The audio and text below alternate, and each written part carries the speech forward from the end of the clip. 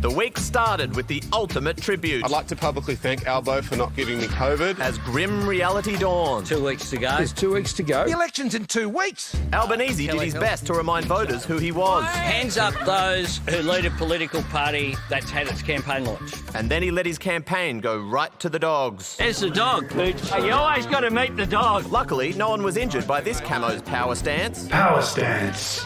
At a party function, I've got to say, Morrison walked into a banging tune.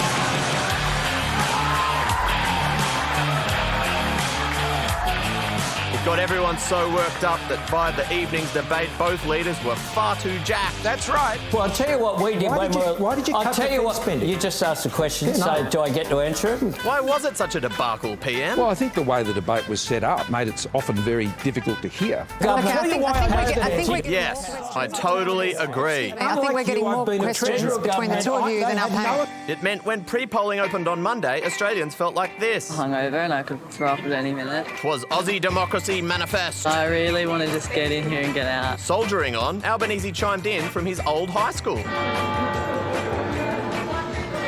Oh, he's been interrupted by the bell, but this will be over soon, surely. Well, thanks very much for joining us, and Right. Just what he needs. Time to reflect on getting bullied in this very playground. It'll be over soon. Surely that's the last one. Nope. One more. Another one. Another one. Okay. that should be it. No. He also really let students down with this nerdlinger comment. Have a great day. Study hard.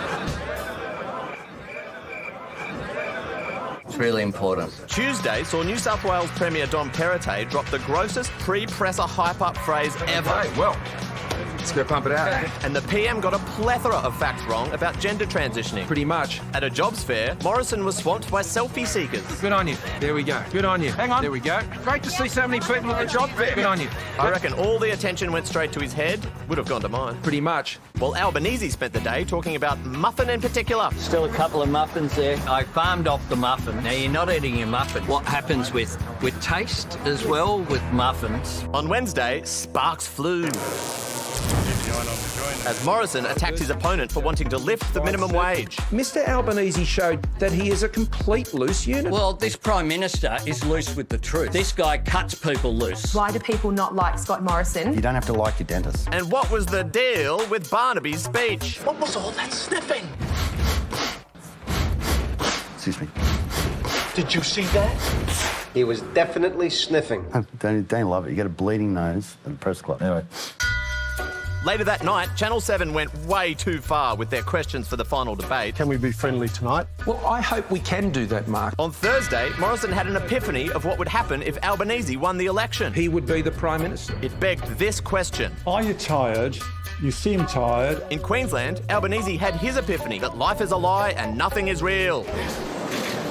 What are we doing here? In Tassie, Morrison got two things he didn't want. One, an angry former High Commissioner to the Solomon Islands. We have lost the plot in the South Pacific. And two, this baseball cap. What do we got here? Complimentary.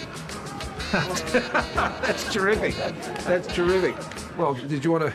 Sure. Yeah, sure. Today, Albanese went out on a boat, presumably to scan for Chinese submarine threats. Where are you going? And Morrison marvelled at whatever these are. This is highly sophisticated. Then his photo op was crashed by none other than... Supreme Leader Kim Jong. If you want the Communist Party to be in control of Australia, vote Liberal, okay? I think I speak for all of us when I ask what in the living shit is going on. We are living at a time that is unprecedented. Channel 10, we get you on satellite.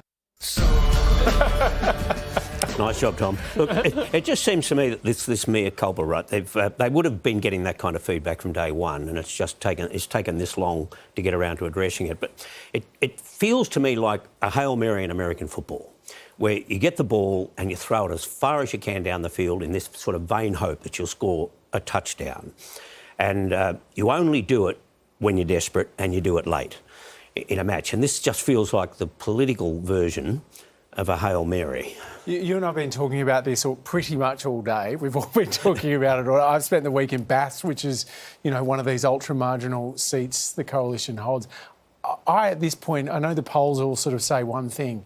Still, it seems still hard for me that Labor would get to the 76 seats to form majority government. Where do you sit on this at this point in the campaign? Well, you distrust the polls, for a start. The polls were 51-49 or something last time, just on the cusp of the election. This time they're 54-46. So not only would the polls have to be wrong again, which means that all of the change of methodology has failed to work, but it'd have to be far out this time, even further out than last time. That's a pretty thin straw to clutch at this stage of the campaign, I would have thought. They still have to build the seats, right? Yep, yeah, you do. That's how it works, and that's what a swing will do. All right, well, 1 week before we find out.